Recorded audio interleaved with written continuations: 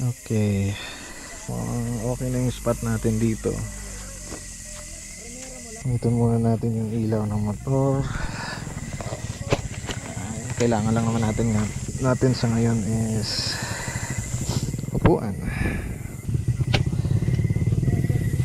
Okay. And that's goodbye for them. Yun yung munting setup ko for a couple of minutes. Here's the dark. Ako na lang mag-isa. Syempre di nyo kita. Pero let's put some lights on. Here we go.